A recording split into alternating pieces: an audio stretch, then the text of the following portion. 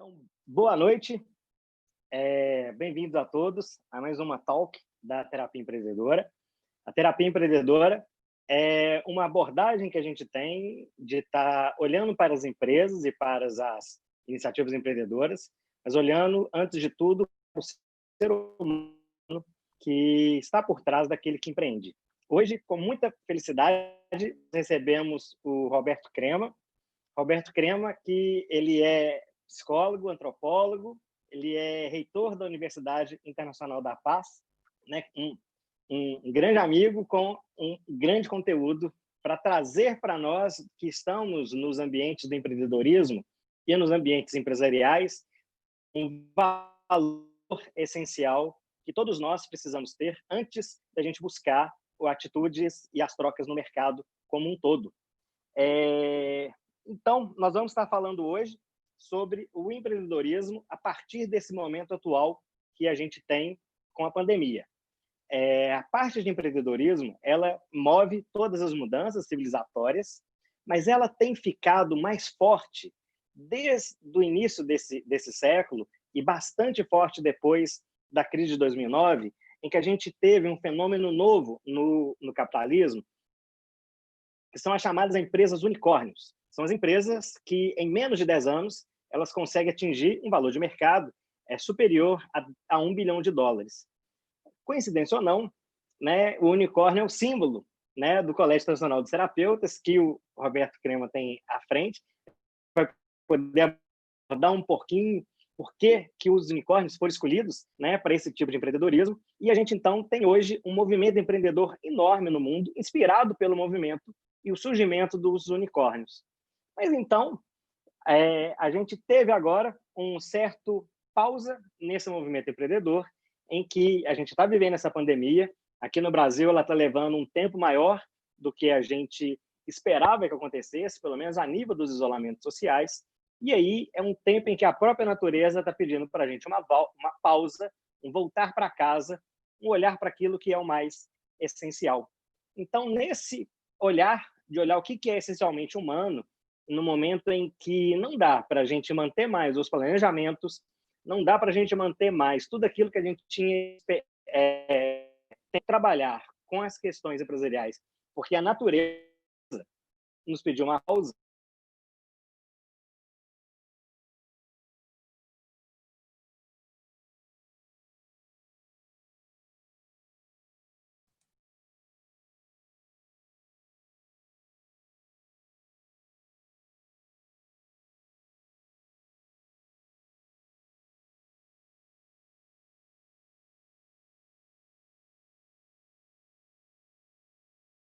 E esse momento está pedindo para a gente o que é que esse momento da pandemia, que convite que ele veio fazer para a gente, para todos nós.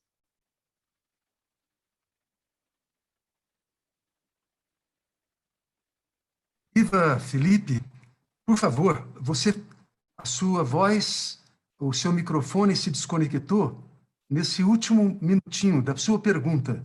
Então, eu só escutei as últimas palavras. Eu te peço, por favor, que você levante a questão novamente. Está dando para ouvir direitinho agora? Agora sim. Ok. Então, seria... a natureza pediu para a gente parar, mesmo a gente seguindo com forte movimento de inovação, de crescimento empresarial, a natureza pediu para a gente parar e nós que somos parte da natureza, mesmo esquecendo disso muitas vezes, tivemos de parar junto, né? Então, esse momento da pandemia, que a gente inclusive acreditou que seria um momento mais rápido, mas que está se mostrando para nós que é um momento um pouquinho mais longo do que a gente estava esperando, ele está fazendo um convite, um pedido para nós. Que pedido é esse? Que convite é esse que nos pedem, que a natureza nos pede para fazer nesse momento? Então, Felipe, uma pandemia é um sintoma. E um sintoma é preciso que seja dito, ele não é ruim, dentro de uma visão de cuidado integral. O sintoma denuncia uma contradição e um desvio. Geralmente, o sintoma advém da inteligência de um organismo, seja individual, seja social, seja ambiental, que denuncia um desvio. E, portanto, o sintoma, se ele é escutado, não se trata apenas de querer eliminar o sintoma, porque é como um telefone que toca. E se você não atende, vai continuar tocando. Há que escutá-lo. E escutar, nós sabemos muito bem, não é só ouvir. A audição é uma função orgânica. A escuta tem também uma virtude hermenêutica da interpretação. Precisamos interpretar o que esse sintoma que impactou a humanidade é algo impressionante, é algo sem, na história conhecida, um precedente. O que essa pandemia quer nos dizer? Ora, na raiz dessa palavra, Pan. Pan é um deus da mitologia grega. Ele é um deus da natureza. Ele é representado com o corpo de ser humano, mas com cascos e com chifres e bode. E, portanto, ele é um ser do bosque. E, como você mesmo disse agora mesmo, o ser humano também é natureza. Talvez não seja só natureza. E, nesse sentido, Pan é essa divindade que chega até a nós e bate na nossa porta. Está na raiz também da palavra pânico. E nós sabemos que quanto mais uma pessoa entra no temor, no medo, mais abaixa o sistema imunológico. E, portanto, há um sentido, há um chamado, como você diz. O primeiro chamado é óbvio. Volte para casa. É um chamado para introspecção. A modernidade é extrovertida. Nós estamos sempre fazendo coisas para fora. E como dizia Carl Gustav Jung, nós já chegamos no espaço sideral. Nós desvendamos o mistério do átomo, mas quando é que nós vamos chegar a nós mesmos? Então, esse é um sentido, sem dúvida, que nos chama, talvez, para uma revisão. Nós temos uma chance nesse momento. É claro que algumas pessoas têm computadores, celulares, como nós, somos privilegiados. Porém, há pessoas que não têm nem lar, nem casa. E essas pessoas, evidentemente, precisam do nosso cuidado.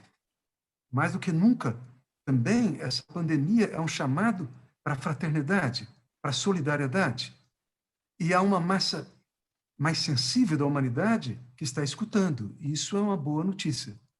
Trata-se, portanto, de fazer da crise uma oportunidade de revelação, uma oportunidade também de aprendizado e de evolução. E o mundo do empreendedorismo talvez seja um dos mais importantes para que esteja conosco num mutirão para fazer da crise uma oportunidade evolutiva. Bem interessante, né? Então tem esse chamado do para casa e do fazer esse novo que é pedido, né? Desse sintoma. Falando então dessa introversão, quem que a gente pode dizer que somos nós, seres humanos? Às vezes, quando a gente vai para o empreendedorismo, a gente vê nas várias... às vezes tem competições, tem vários movimentos, as aceleradoras, está-se muito pensando ainda naquela metáfora numérica, né? Quantos clientes eu vou ter, qual que vai ser a minha receita, o que eu vou ter conquistado, né? E muitas vezes não se olha para aquele que está empreendendo, né? Então, quem que é essa pessoa, falando da introspecção? Quem é o empreendedor? Mas antes do empreendedor, quem é o humano? Quem somos nós, humanos? Que jogo de verdade que é o que nós estamos jogando? Essa é a pergunta fundamental. É uma pena que, via de regra, ela não é levantada, nem mesmo nas academias. O que é o ser humano? Essa é a pergunta prioritária, é a pergunta antropológica. Para saber o que é um bom empreendimento, o que é saúde, o que é educação, precisamos saber o que é o ser humano. Então, eu respondo inicialmente como a ancestralidade, ou seja, a tradição xamânica, que tem mais de 40 mil anos, nos diz, se você pergunta para um pajé, para um xamã, o que é um ser humano, ele responderá, é uma costura de 3 mundos. Existe o mundo de baixo, o mundo do meio e o mundo do alto.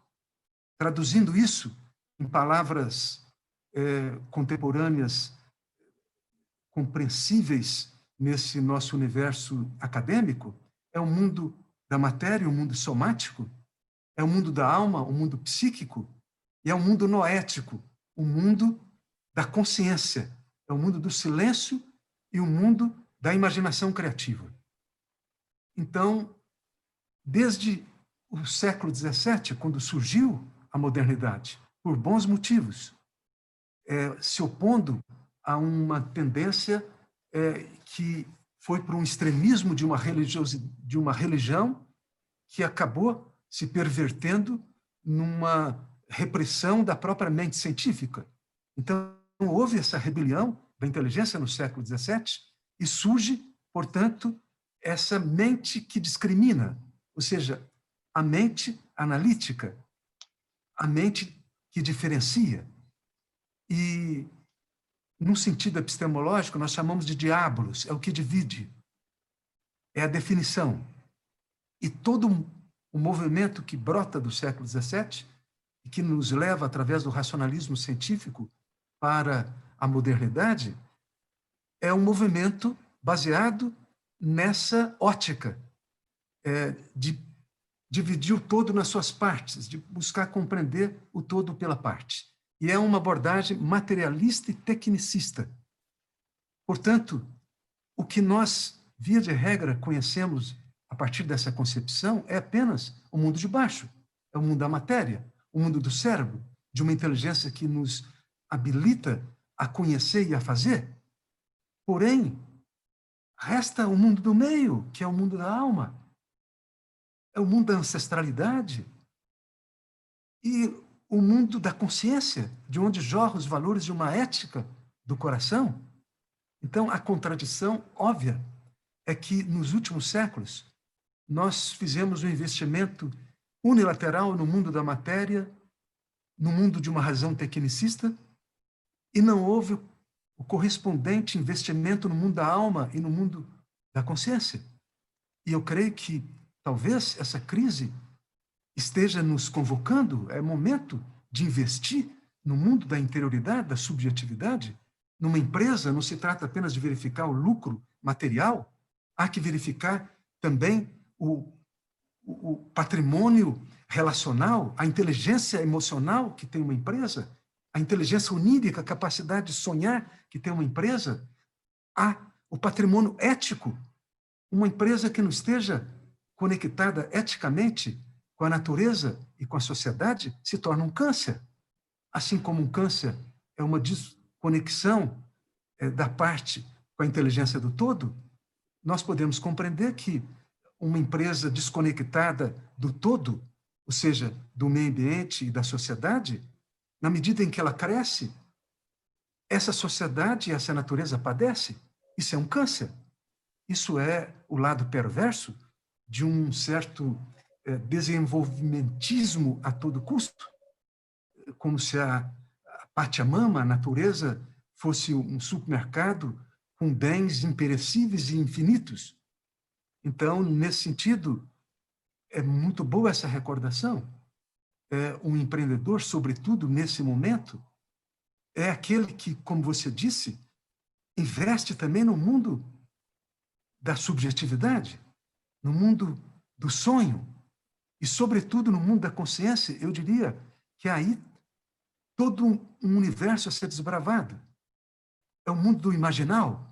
O que é o imaginal? É o mundo arquetípico, é o mundo a partir do qual nós podemos reconstruir nessa terra devastada no qual nos encontramos.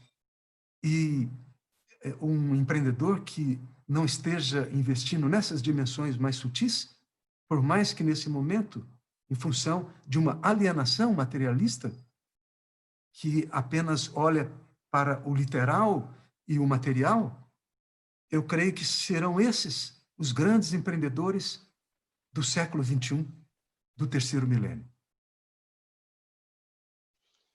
essa forma, né, de estar todo mundo normalmente olhando só para o mundo de baixo, só para a questão materialista, entrou-se uma questão de sonho quando se fala que inovação é a forma de se competir melhor.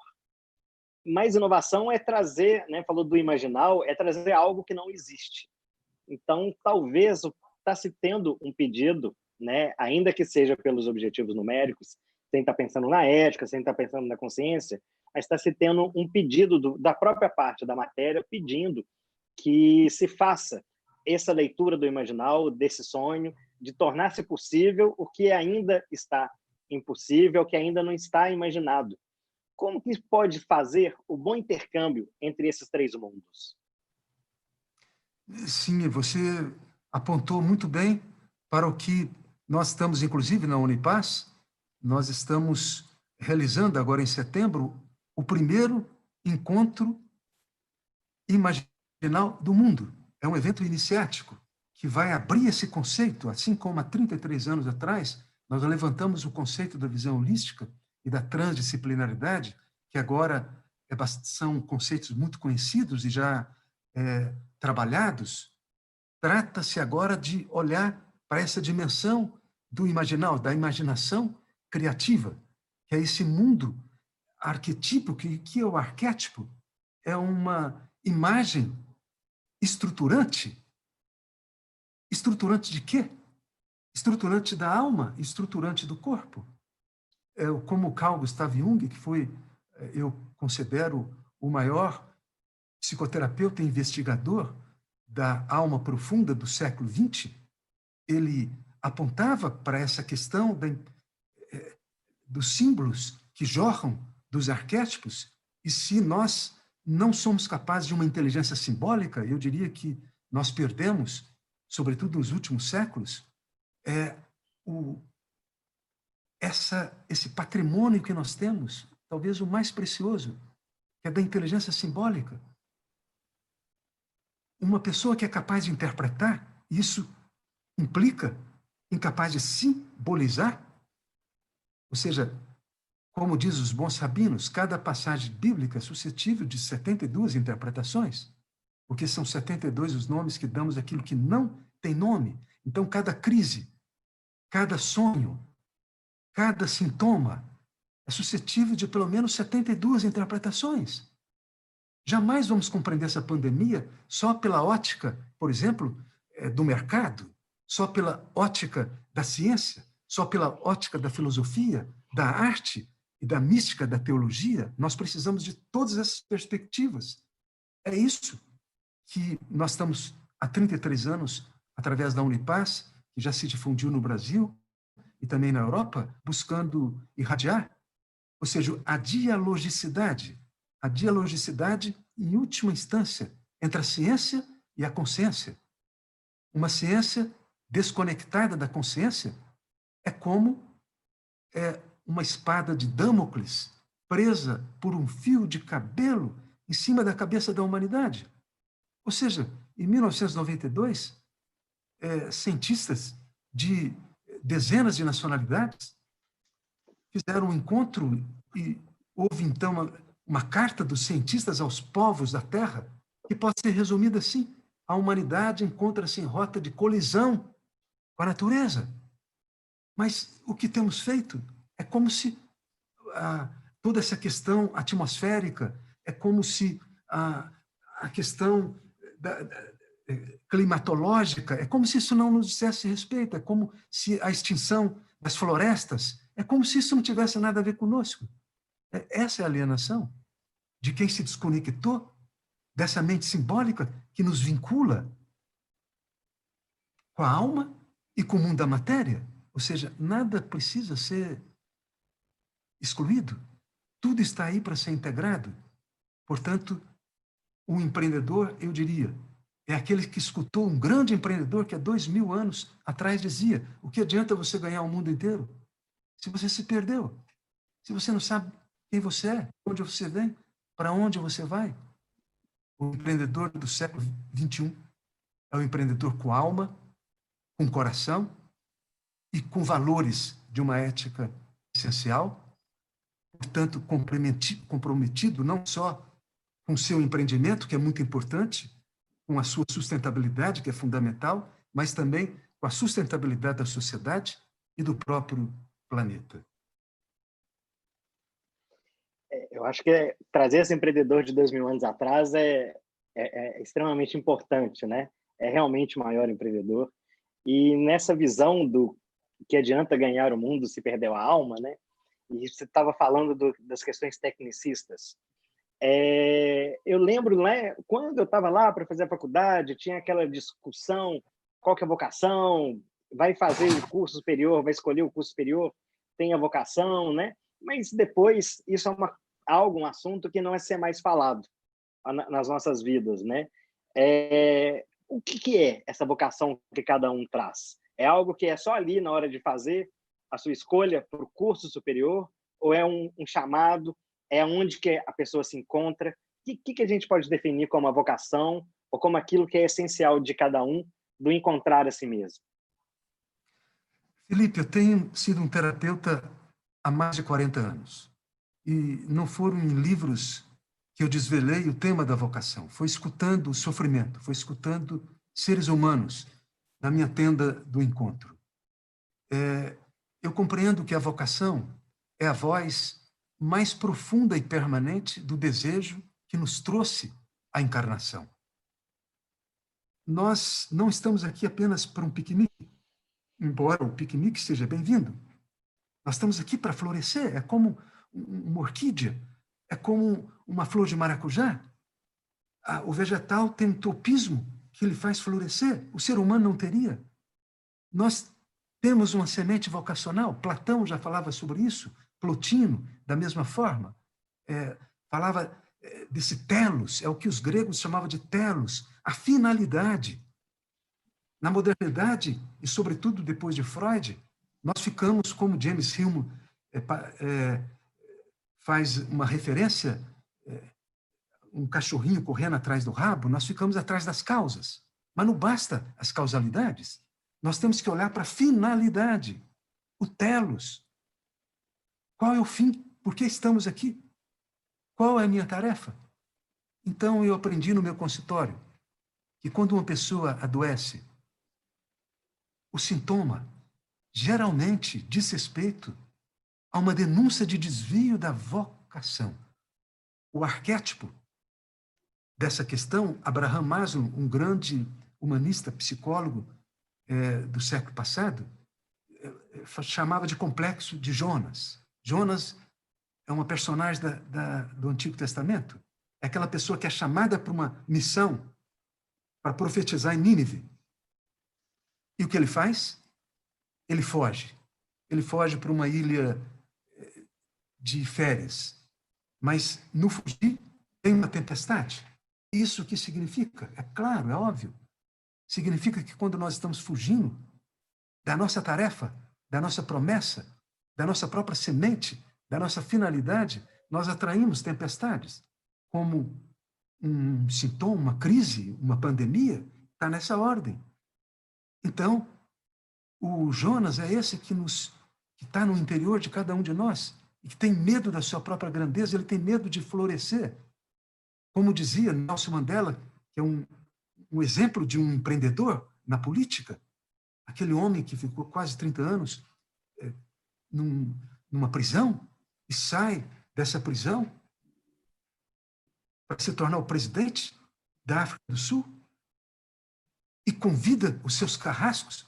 Olha só o que Nelson Mandela fez, para que sentasse nas primeiras cadeiras quando ele toma posse. E uma das primeiras palavras que ele diz é Ubuntu. Eu sou eu, porque você é você, porque nós somos nós. E propõe a reconciliação nacional. E ele disse, se lembrando de um poeta, no seu discurso, que o nosso medo maior não é de que sejamos pequenos. O nosso medo maior é o de que sejamos grandes além da medida. É a nossa luz e não a nossa sombra que nos assusta. Então nós dizemos, quem sou eu? Quem sou eu para ser o tal? Quem sou eu para estar no palco? Pois eu lhe pergunto, quem é você para não ser tudo isso? Não é nada de especial em você se apequenar apenas para não incomodar o seu vizinho preguiçoso. É apenas fazendo a sua luz brilhar. Você dará inspiração e um testemunho para que outros façam o mesmo. Isso é vocação. Eu considero que cada ser humano tem um líder potencial em si mesmo. E quando nós somos capazes de dizer não para o caminho fácil, o caminho conhecido, o caminho da maioria, do rebanho, quando nós realmente colocarmos o nosso empenho fundamental em fazer, desenvolver essa semente de uma plenitude possível no interior de cada um de nós, então o mistério conspira por nós. Através de sincronicidades, através de eventos que vão nos desvelando progressivamente pelos encontros, porque isso eu tenho aprendido ao longo de décadas. Ninguém transforma ninguém, ninguém se transforma sozinho. Nós nos transformamos no encontro. Então, é através desse encontro, sobretudo consigo mesmo, que é o encontro com a semente vocacional, para que você possa, então, florescer, o encontro com o outro, com os outros, com a coletividade, com a natureza e com o mistério, que, convocado ou não, como diziam os gregos, sempre está presente. Então, esse tema da vocação eu considero um dos mais importantes da educação emergente e do empreendedorismo. Porque, às vezes, eu escuto uma pessoa dizer para outra, olha, faça isso, que isso tem mercado. Isso, eu diria, vai ser ainda considerado um crime de desvio da juventude. Isso é uma existência perdida. Tem duas formas, duas atitudes frente ao trabalho. Uma atitude é essa que eu me refiro, essa alienada. Você trabalha para ganhar dinheiro? Isso é existência vendida? Há uma outra forma, há uma outra atitude em que você ganha dinheiro realizando a sua vocação. Nada vai lhe faltar. Talvez não lhe sobre também, mas não importa, a não ser que você tenha que ser um Bill Gates, que, portanto, é para sobrar e possivelmente para você colocar isso a serviço da comunidade. Então, esse tema é um tema muito extenso e eu quero concluir apenas dizendo isso.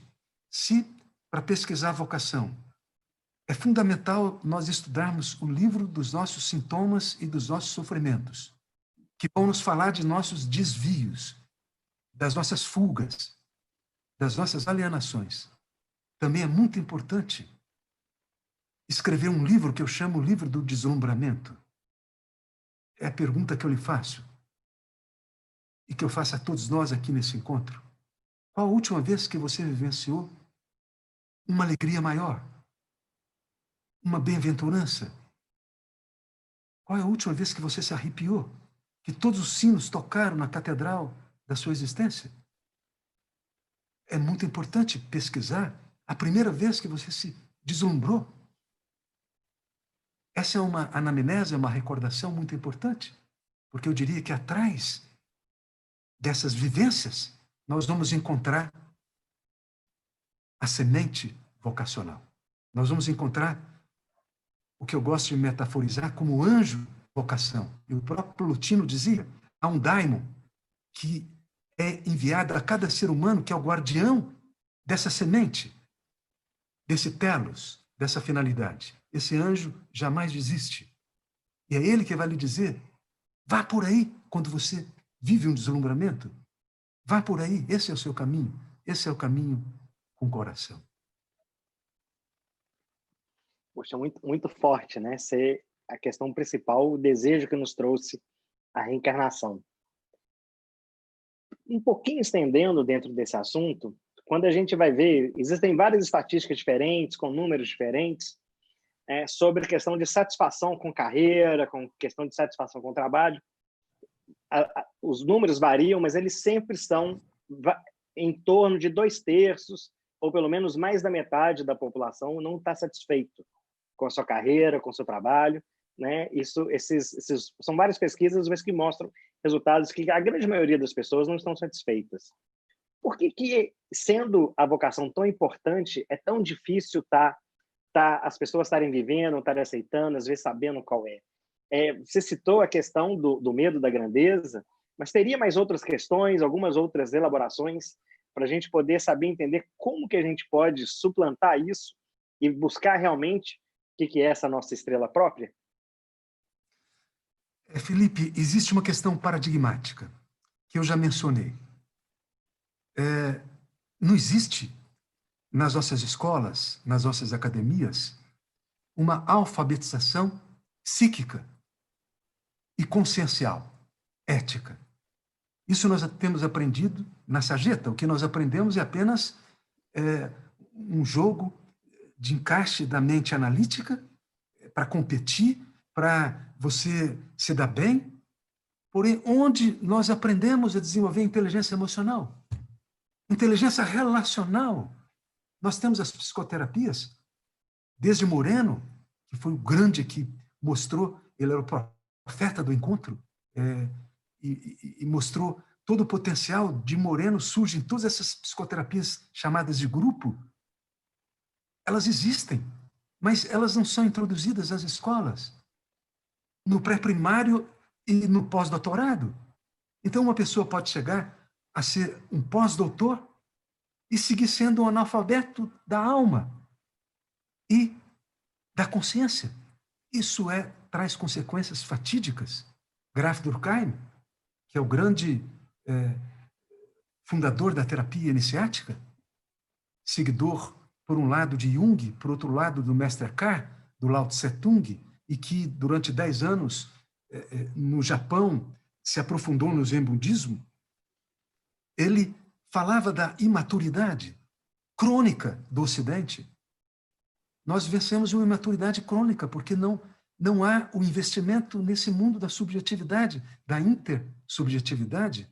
Isso explica por que, nesse momento, à frente de nações, de empreendimentos transnacionais, grandes igrejas, de grandes movimentos, nós temos pessoas que estão na sua adolescência, totalmente imaturas, estão brincando de videogame.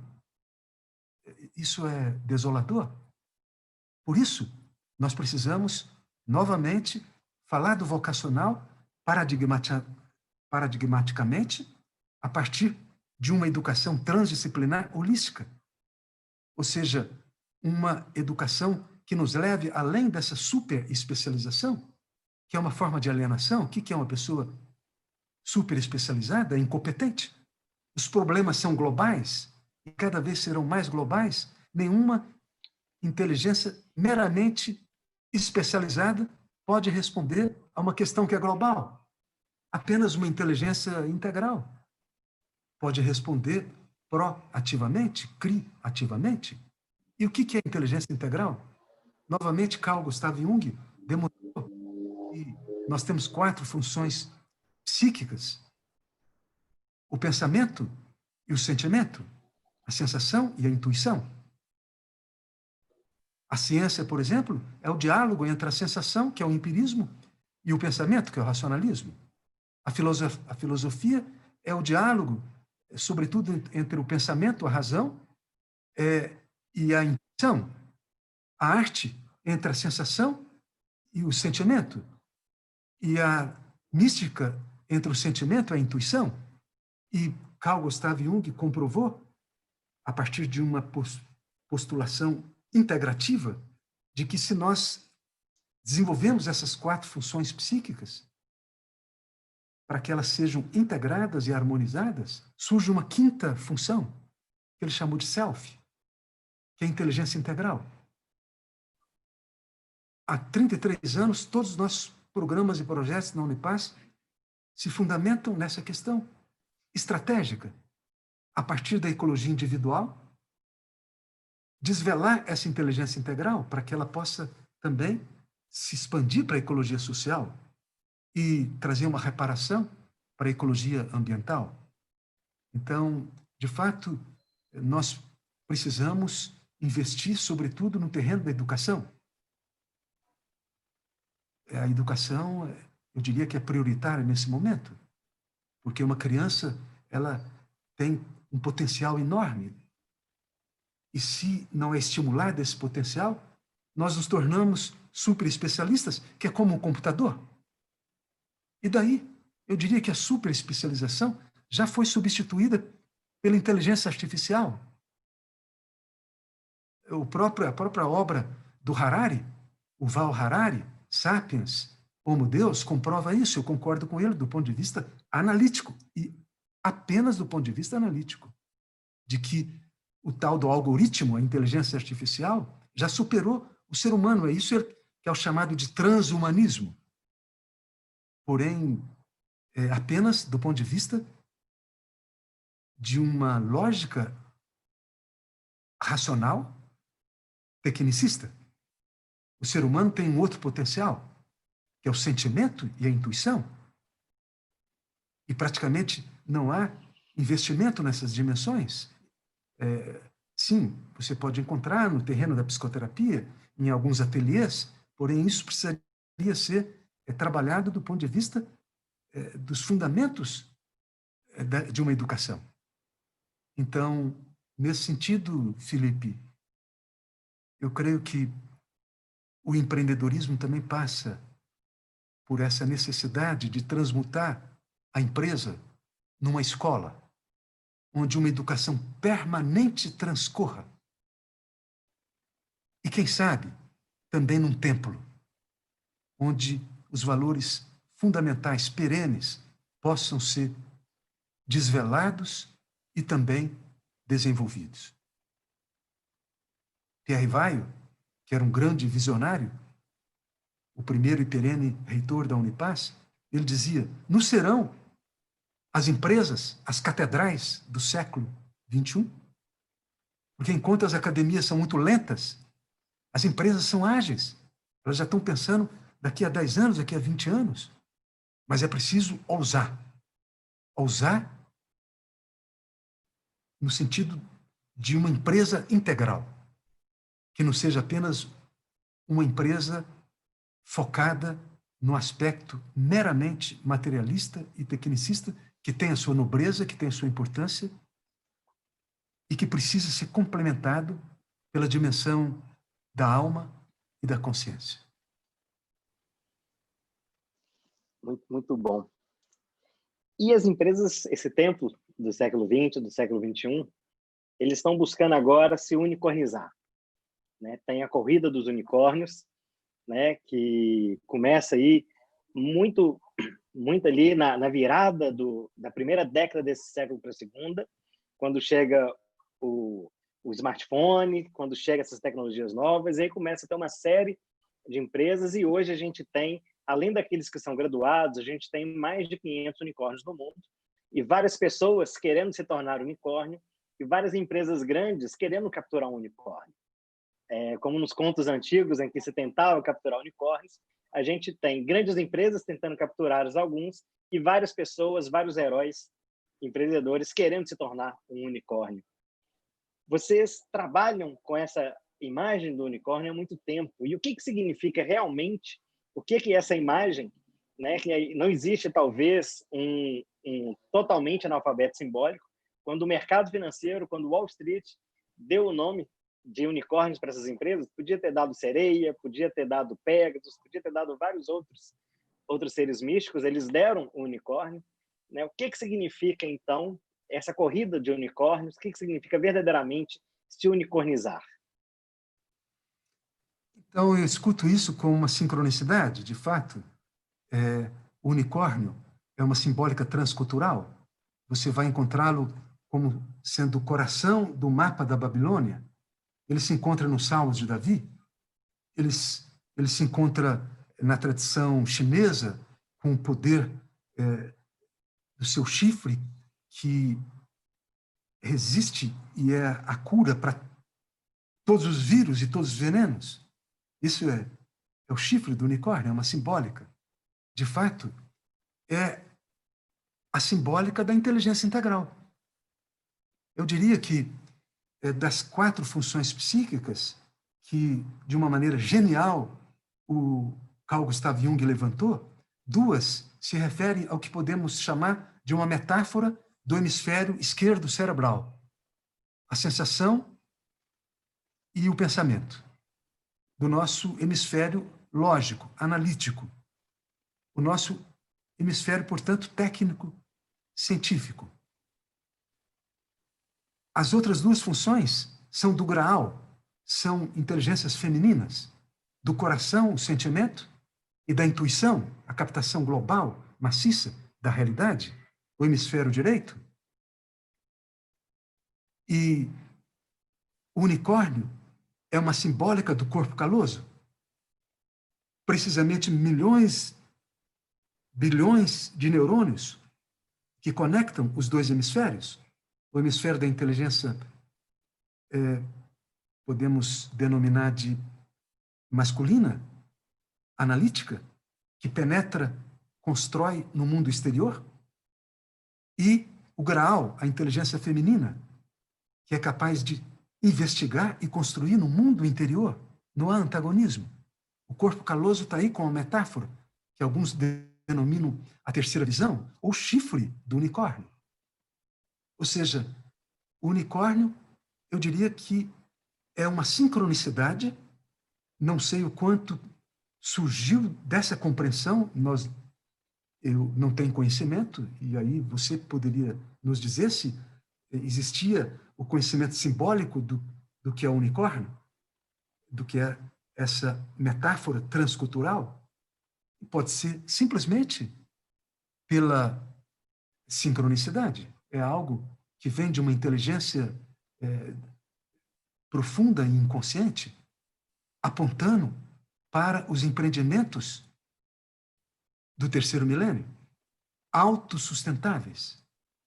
Eles estarão emanando o chifre do unicórnio, de uma inteligência integral, de seres humanos que minimamente, porque nós nunca vamos desenvolver totalmente, mas minimamente desenvolveram o self. E o ego fica a serviço do self. Não tem nada de errado com o ego. Como dizem os hindus, o ego é o melhor empregado e o pior patrão. O ego precisa estar a serviço do self, dessa inteligência crística. O unicórnio, depois da emergência do cristianismo, é simbolizado na figura de Cristo. É uma inteligência, portanto, o próprio Jung, uma das metáforas que ele utiliza para o self é a inteligência crística. E eu creio que isso é muito importante para o processo de uma reconstrução do projeto humano, onde nós precisamos e precisaremos cada vez mais dessa força do empreendedorismo integral. É uma utopia? Mas evidente, Felipe, eu não estaria aqui com você se não fosse por uma utopia com coração. Não temos tempo para ficar contando historinhas. Não estamos aqui para pedir o possível. O possível é isso aí que nós estamos vendo. Não nos interessa. A única ética ou razoabilidade que eu considero que importa nesse momento é de Platão. E Platão, quando ele dizia, sejamos razoáveis, peçamos o impossível.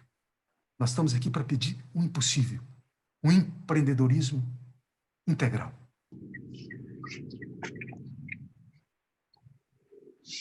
Muito bom essa bandeira do empreendedorismo integral, fantástica.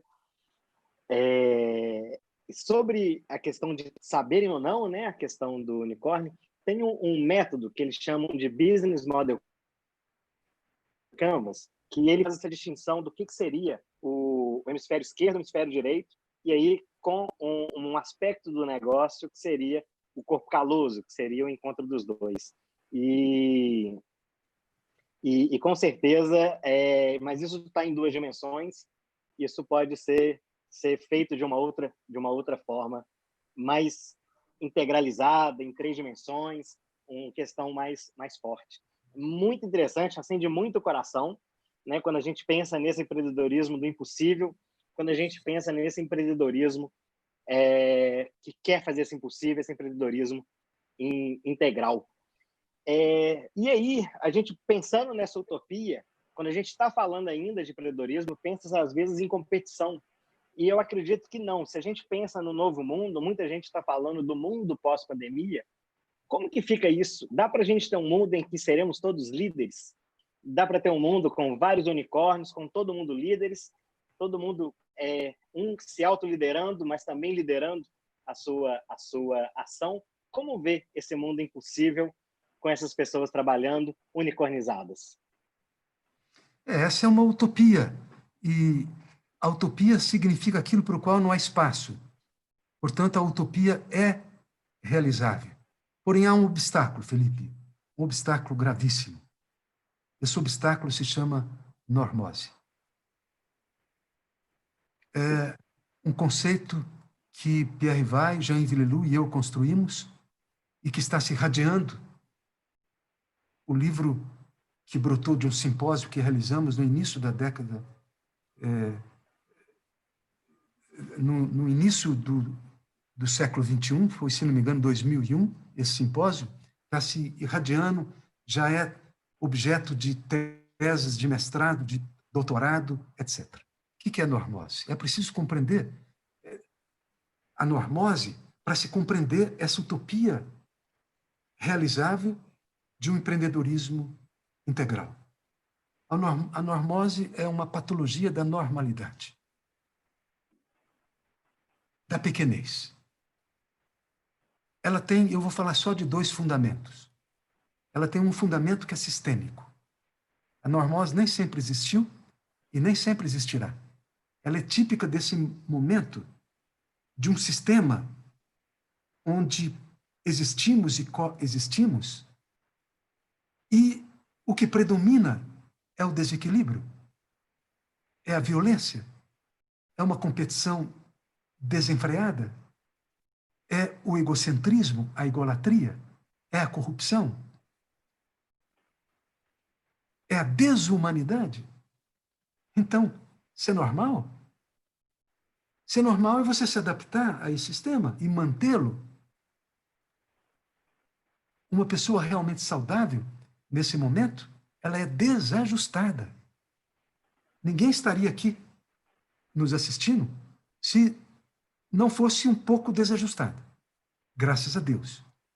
Todas as pessoas que eu respeito nesse momento, líderes na ciência, na filosofia, na arte, no mundo do empreendedorismo e no mundo da religiosidade, todas são desajustadas e sofrem de um certo sintoma saudável, de uma indignação justa, às vezes até mesmo de um desespero sóbrio. Porque como você está numa boa nesse momento da humanidade? Portanto, a normose é típica de uma idade que os antigos gregos chamavam de idade de ferro. E na tradição hindu se chama de Kali Yuga, idade da escuridão, onde predomina o esquecimento. Nós esquecemos do que é o ser humano. É o que eu geralmente digo. Nós mergulhamos no humano e esquecemos do ser. Nós esquecemos do essencial. Heidegger já falava sobre isso, o esquecimento do essencial. Mas é mais do que o esquecimento. É a repressão do essencial. Portanto, essa é a questão sistêmica. Existem muitos exemplos de normose, como o Pierre Vai chamava, tem grandes normoses e pequenas normoses. Uma grande normose é o patriarcalismo, tem 4.000 anos, e ainda predomina, imagina, com mazelas terríveis, com racismo estrutural. E as pessoas não se sentem comprometidas, não se sentem responsáveis, porque cada um de nós tem uma responsabilidade no karma coletivo. E um líder, um empreendedor, é esse que assume a sua responsabilidade. Não terceiriza a responsabilidade. Isso é típico do oposto de líder. Nós estamos habituados com supostos líderes que ficam sempre responsabilizando os outros e sempre se auto-enaltecendo, quando um verdadeiro líder é o servidor, é aquele que assume a responsabilidade. Por exemplo, a corrupção é uma normose do rebanho. Uma pessoa presa há algum tempo, que era impensável que uma pessoa como essa, do mundo do empreendedorismo, digamos, do colarinho branco, como se diz, a metáfora. E me tocou muito um depoimento que ele, na prisão, ele deu. Ele disse que o cometi não foi um crime. É uma cultura empresarial governamental. Veja como ele definiu a normose. E aí, do ponto de vista sistêmico, há uma boa notícia: nós podemos nos curar da normose, como a escravidão. A escravidão foi uma normose. Prevaleceu durante milênios, desde os gregos, abraçado pelas igrejas, e, de repente, a consciência se abre, as pessoas se tornam sensíveis, denunciam a contradição. O Brasil foi o último país a se livrar dessa normose. Hoje, não significa que não exista escravidão, mas alguém que esteja praticando a escravidão sabe que está praticando um crime. Nós podemos sonhar, nesse momento, com isso, que as pessoas foram para as ruas no Brasil e disseram: nós não aceitamos isso. Eu não sou ingênuo, eu não penso que a normose da corrupção vai acabar, mas nós podemos, pelo menos, sonhar com um momento em que alguém que esteja praticando essa corrupção saberá que está cometendo um crime, poderá ser preso. Isso é uma cura. Isso é do ponto de vista sistêmico. Mas há uma outra questão ainda mais ampla ainda, que é a evolutiva. O normótico é uma pessoa que sofre de uma estagnação evolutiva. É isso que diferencia o ser humano de outras espécies. Confúcio, o arquétipo de um educador na antiga China, já apontava para o fato de que o ser humano é inacabado. É isso que caracteriza a nossa espécie, a incompletude. Enquanto uma tartaruga nasce tartaruga e já vai para o mar, o ser humano não. O ser humano necessita de investimento, não só no cérebro, na alma e na consciência, para se tornar um ser humano. E por isso Confúcio dizia: é apenas o ser humano que necessita de educação. É impensável uma educação para zebras. Uma zebra se torna uma zebra naturalmente e vai correr no pasto, não precisa ser educada. O ser humano, não. E para Confúcio, eu estou falando de um homem que há 2.600 anos não dizia isso. Para Confúcio, a função da educação é para que se manifeste a nobreza potencial humana. A tarefa da educação é para que o ser humano se torne plenamente humano. Isso solicita esse investimento integral sobre o qual eu me referia. Então, aí nós estamos falando também de uma normose geral, que na tradição hindu se chama de samsara, de maya, ilusão. Nós vivenciamos numa bolha de hipnose, de uma auto-hipnose, de uma hipnose coletiva. Nós não temos ainda uma percepção, falando do ponto de vista mais geral, do potencial humano. Nós achamos que o ser humano acontece como um repolho. Acontece? Não. O ser humano precisa de cultivo. E por isso eu gosto de lembrar a forma como Confúcio ele sintetizou a toda a sua história. Aos 15 anos, orientei meu coração para aprender. Aos 30, eu plantei os meus pés firmemente no chão. Aos 40, não mais sofria de perplexidade. Aos 50, eu sabia quais eram os preceitos do céu. Aos 60, eu os ouvia com ouvido dócil. Aos 70, eu podia seguir as indicações do meu próprio coração, porque o que eu desejava não mais excedia as fronteiras da justiça. O mesmo que os terapeutas de Alexandria diziam há 2000 anos. Você troca de roupa em 5 minutos, leva-se uma existência inteira para trocar de coração. E essa é a tarefa. Isso que é vocação. É você trocar o coração de pedra e ser capaz de um coração pulsante, um coração de vida. Um coração onde você, nele, vai escutar a sabedoria de todos os mundos. Você não vai precisar de mandamentos, não vai precisar de leis, você vai seguir a orientação da mestria interior. Essa é uma ética do coração. Então, nesse sentido, esse é o grande obstáculo. É preciso ousar, é preciso ter coragem nesse momento, de nadar contra a correnteza, de dizer não para o caminho fácil e sair dos trilhos que estão já construídos, que são previsíveis e que são normóticos, para trilhas que não existem e que nós vamos inventar com os nossos próprios pés. É isso que todas as mitologias e todas as escrituras nos demonstram. Todos os personagens das escrituras são arquétipos do interior de cada um de nós, como Jonas, como Jó, como Salomão, aquele que podia ter pedido tudo e pediu um coração que escuta, e tudo mais lhe foi acrescentado. Nós precisamos de uma escola de Salomão, de uma escola da escuta, da interpretação, de uma escola do cuidado, de uma escola do encontro. Isso tudo nos pede coragem. Como diz Guimarães Rosa, o sertão está no meio da gente. O diabo no meio da rua, no meio do furacão. E o que o sertão pede para nós é coragem. E a coragem fala de coração. Sem isso, essa utopia poderá naufragar. Isso significa não existir chance de perpetuação da espécie humana.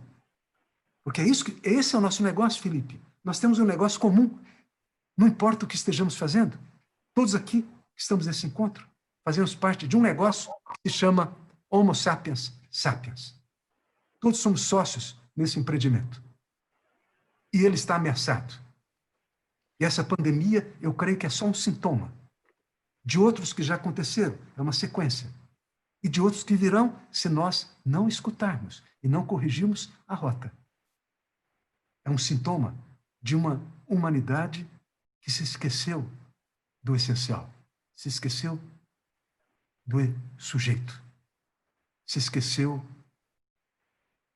desse potencial que nós precisamos investir, porque ele é o patrimônio e é isso que nós viemos realizar na Terra, para não ser o câncer da Pachamama. E o jardineiro, sim, eu diria que um empreendedor integral é sempre um jardineiro.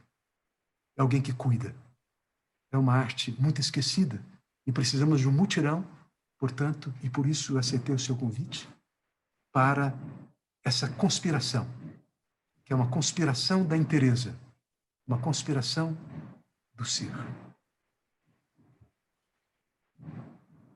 Para vencer, ultrapassar a normose e fazer tudo isso que a gente precisa no projeto Homo Sapiens Sapiens, é a coragem?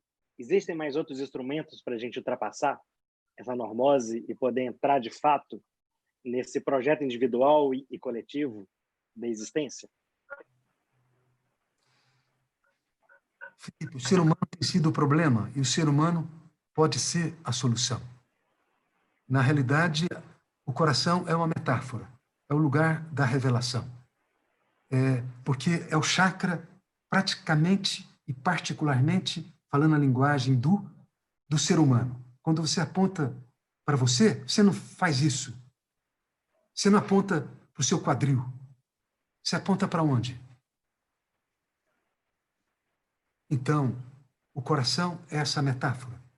Eu diria que nós precisamos, portanto, dessa utopia, que é uma utopia com coração. E isso nos solicita investimentos. Eu penso sempre numa história dos rabinos que eu aprendi com um amigo, Rabino Bonder. Eu considero essa parábola extremamente significativa para essa temática que nós estamos focando. Um rabino reuniu a sua comunidade e disse: eu tenho uma boa e uma má notícia. A má notícia é que o teto da sinagoga está para desabar e vai nos custar milhares de dólares. Impacto. Você mexeu no bolso, na normose, assim, mexeu no bolso, todo mundo fica apavorado. E o rabino continua: e eu tenho uma boa notícia. É que nós temos os recursos para empreender a reconstrução. E aliviado, alguém pergunta: e onde estão esses recursos, Senhor? Ele responde: nos bolsos de vocês. A má notícia é essa. O teto está desabando. O que é um tsunami? O que é 11 de setembro, que inaugurou o século XXI e o terceiro milênio? É o pior da Idade Média, que é o fundamentalismo religioso, as fogueiras inquisitoriais, e o pior da Idade Moderna, que é o fundamentalismo, eu diria, mercadológico. São empreendimentos sem ética e sem coração. É alguém pensando apenas em si. Isso é o pior. Agora, podemos conspirar pelo melhor.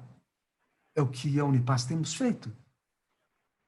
O melhor da Idade Moderna é a catedral, é o monastério, no qual todos nós, em algum grau, nos encontramos nesse momento. Nós somos convocados para um monastério. É o oratório.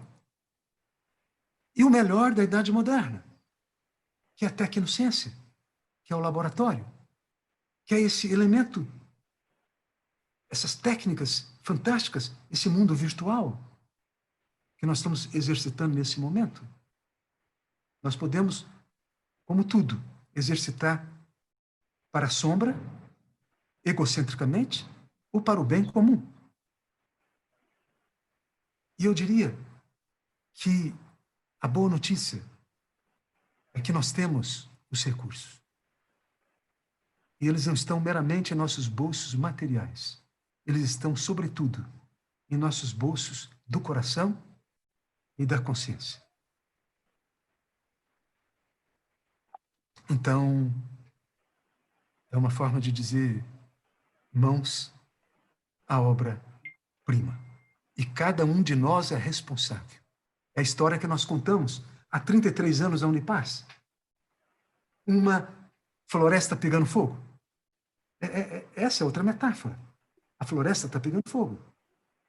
E está há muito tempo. É que nós somos tão distraídos. A normose se traduz por uma distração crônica e pela dificuldade de ver o óbvio.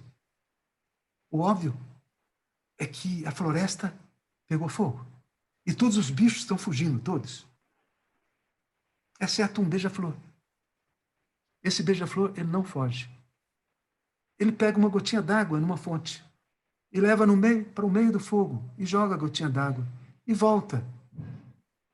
Mais uma gotinha d'água. Resilientemente, mais uma gotinha d'água. E um tatu cínico, fujão, vendo aquilo, para e pergunta: mas o beija-flor, você acha que com essas ridículas gotinhas você vai apagar esse fogaréu infernal? E o beija-flor diz: eu sei que não, amigo tatu.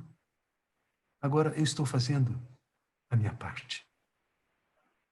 Isso nós podemos fazer.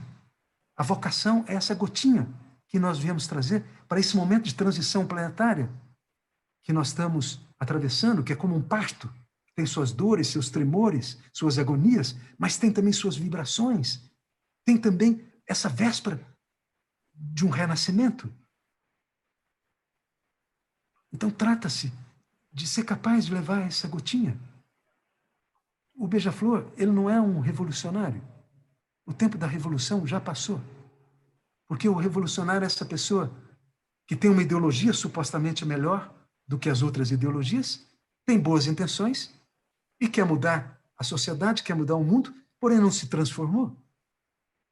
E nós sabemos muito bem onde essas revoluções terminaram, todas em gulags, em campos de concentração, pessoas intencionadas, mas o caminho do inferno é cheio de boas intenções.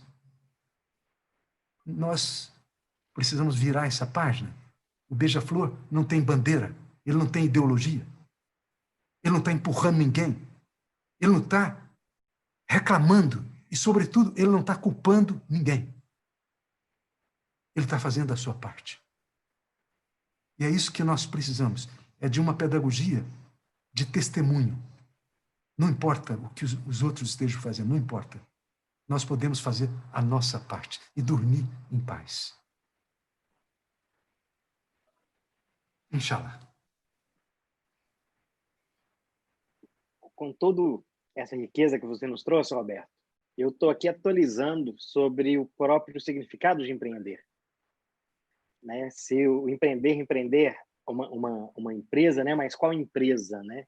Empreender o quê? Que atitudes? Então, eu estou vendo que a atitude do empreender, que comigo eu já tinha, que seria de criar o meu futuro a partir das minhas decisões, aquele que está abrindo uma empresa, está querendo criar um futuro para ele mesmo, além daquele futuro que lhe é dado, seja pelo mercado de trabalho, seja por como o mercado está, né? E aí ele quer criar o seu futuro, mas eu vejo que essa palavra do empreendedorismo ela é muito mais profunda, e essa ação é muito mais profunda nessa visão de se construir a si mesmo, de se fazer a si mesmo. É uma fala que atualiza para mim o significado de empreender, seja no significado da palavra, seja no diário, no dia a dia, no que é a ação que nós vamos fazer mesmo. Eu agradeço muito todos esses esclarecimentos. E teria tempo, Roberto, para a gente responder, você responder, né? Uma pergunta de quem está nos acompanhando, de quem está conosco aqui na sala. Você acha que daria tempo para a gente ter pelo menos uma pergunta? Mas, primeiro, eu quero só ressignificar a questão da empresa unicórnio. Sim. Eu quero dizer que essa empresa, prezado Felipe, não tem a ver com milhões e com bilhões. Essa é uma empresa, pode ser muito pequena, pode ser feita num quintal, numa agrofloresta. Essa empresa, unicórnio, ela não tem a ver com o mundo da quantidade. Ela tem a ver com o mundo da qualidade. E ela tem a ver com seres humanos que minimamente se integraram e que se conectaram com o maior em si. E se colocaram a serviço, o ego a serviço do self. E que ousa trazer uma contribuição, mínima que seja. Essa é a minha confiança, que esse empreendedorismo integral, porque small is beautiful, não é preciso ser grande, é no pequeno, no pequeno. Eu diria que a normose é fazer pequenas, grandes coisas, enquanto a saúde plena é você fazer grande as pequenas coisas. Como? Introduzindo consciência, responsabilidade, cuidado, solidariedade, amor compassivo. É assim que, quem sabe, todos nós possamos assumir essa função unicorniana de contribuir, não apenas reclamar da escuridão, acender uma vela. E agora, quem sabe, uma pergunta apenas para contemplar os nossos e as nossas ouvintes.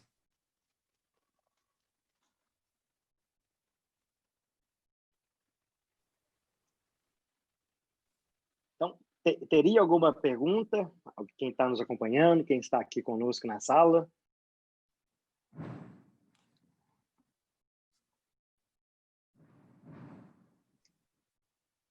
Felipe, a Celi. Oi, Celi. Eu estou num lugar que é a internet.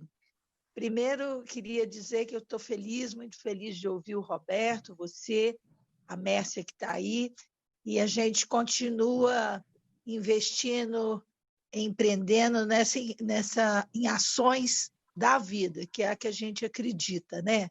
Acho que a gente continua acionista da vida e não estamos abrindo mão em momento nenhum, tá? Eu queria perguntar uma coisa para o Roberto, o que ele sente do foco para as próximas gerações, do empreendedorismo também se dirigir fora dos grandes centros urbanos, à medida que isso está saturado, né? E que nesse momento que os empreendedores falam que quando a maré está alta, né, a gente descobre quem está nadando nu.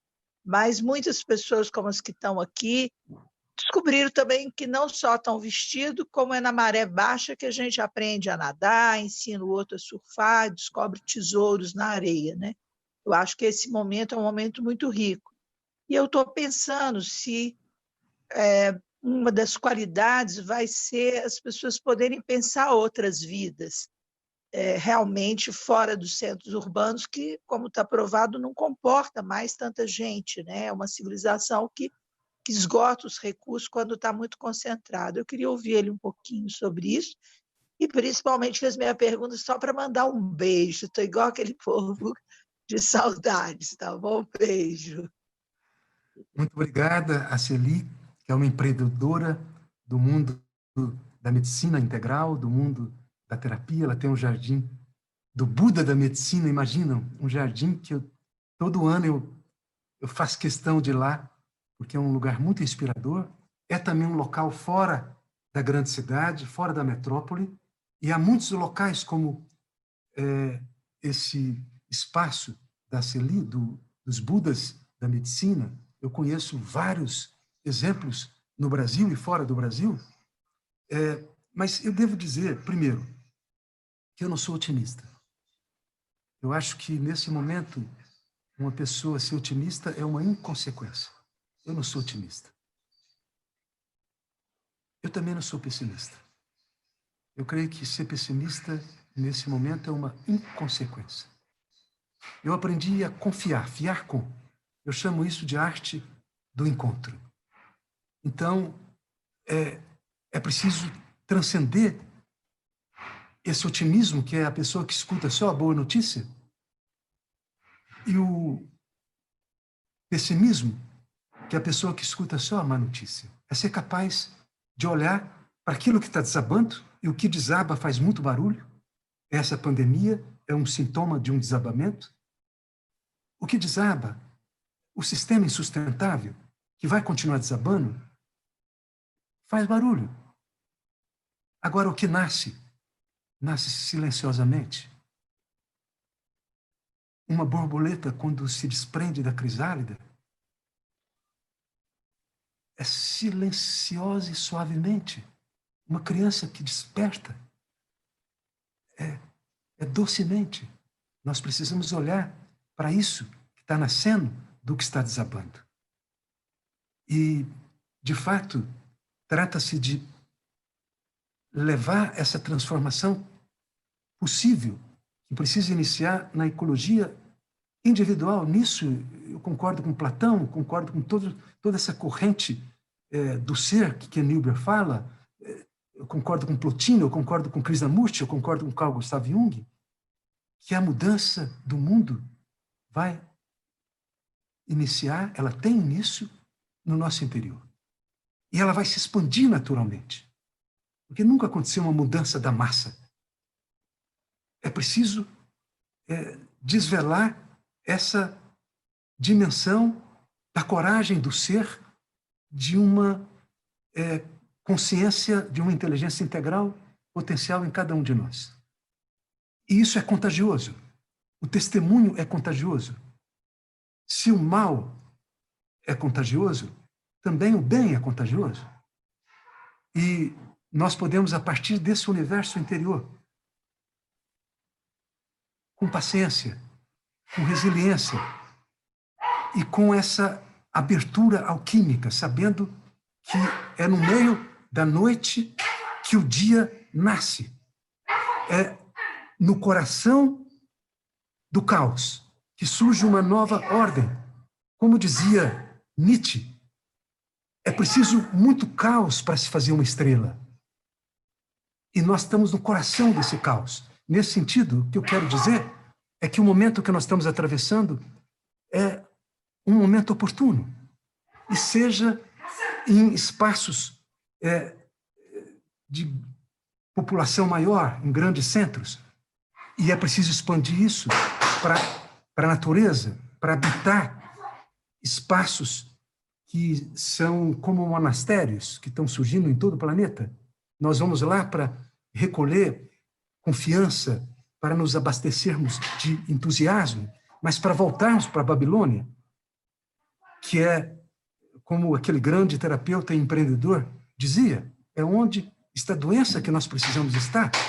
Não se trata de fazer ashrams para pessoas iluminadas, não. É preciso aonde estão as pessoas sofrendo e nas suas deficiências, é aí que nós precisamos estar. E contagiar com o testemunho, sobretudo com o testemunho, porque as palavras, por mais lindas que sejam, o vento leva. E o que fica são testemunhos. Então, é uma forma também de convidar a todos vocês para um encontro imaginal. O encontro imaginal que vai acontecer em setembro na Unipaz de Brasília.